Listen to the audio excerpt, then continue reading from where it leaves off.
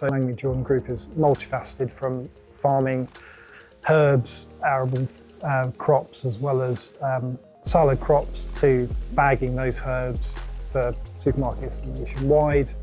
And then there's a property portfolio that Landlink essentially manages. And then you've also got the bedrock of what the whole group kind of depends on, and that is a solid property portfolio.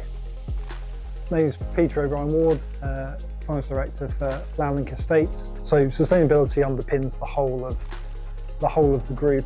The owner of the group is an individual called David Langmead, and he's a fifth generation entrepreneurial farmer, and he comes from a long line of entrepreneurial farmers. It's a joy to work somewhere that isn't short-termist.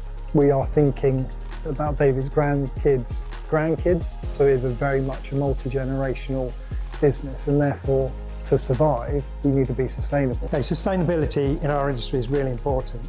It's all being driven by our customers as well as ourselves. So we are looking to be Scope 1 and 2 net zero by 2035. My name's Richard Parr.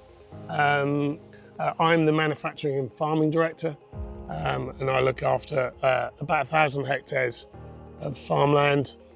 We only grow about 3% of that farmland for herbs. The rest of it sits in rotation with wheat and other crops. With this year, from a sustainability perspective, we've put a lot of cover crops in, so the legislation's changed on that. So really the regenerative farming side and the sustainability side of the business are great. The challenges with farming don't get any easier, and of course the weather. So climate change and the way that the environment is changing is causing us challenges.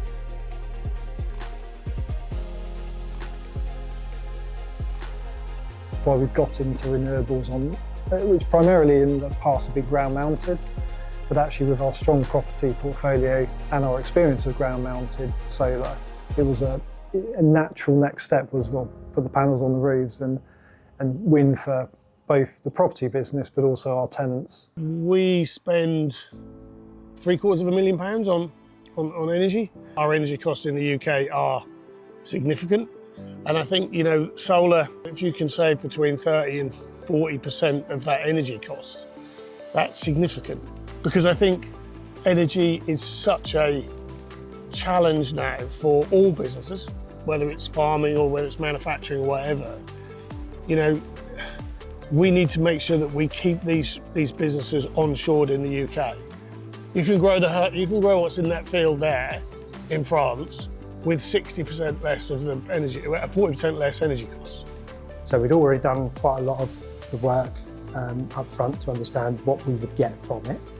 And then Landlink then come to us and sort of said, this is what we want to do on your sites.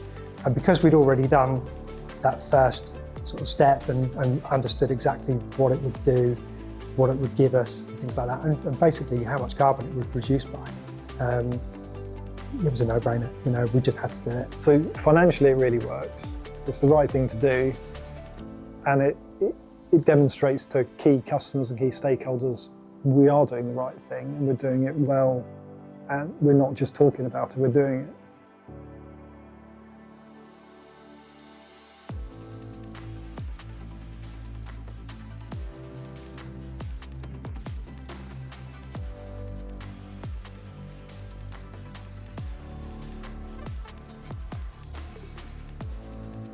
So in terms of our tenants and the vision, they're fully on board with this. You know, we had a conversation with them about, you know, the PPA and how we were going to pay for it. Yeah, it's worked out perfectly for everybody.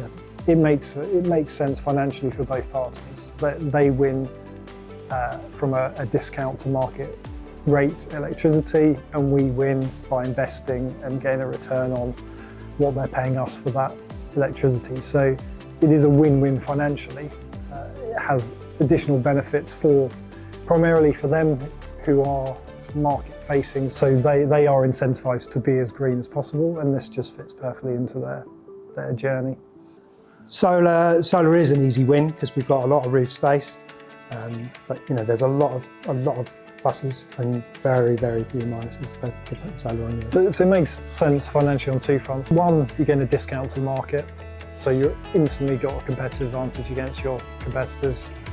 But two, there's a certainty. There is that level of planning can go into future forecasts, the big fluctuations in price. You should be able to navigate far easier because you've got a better trajectory. Eden weren't the cheapest, but what Eden did do, which is one of our core principles, is they were first class in their health and safety offering. And Eden's offering was by far the best of the competitors. It went really well. To be fair, the guys were great. All of the health and safety was impeccable. No disruption, and it was seamless. It was absolutely seamless. The communication from Eden was first class from the get-go. Done an amazing job, communicated really, really well through every stage of this project at both the Selsey and the Landlink sites. I mean, for us, it's about the carbon saving, you know, and aligning with our customers, because that's the important thing. If we can't meet our customer goals, then that can put our business at risk. So anything that we can do to sort of help align us, that's the right thing. Profitability is one thing. Profitability in farming is hard, I think, for everybody. But we're not just about profitability. It is truly about the sustainability and the regenerative side of the farming. That is a key strategic objective of mine.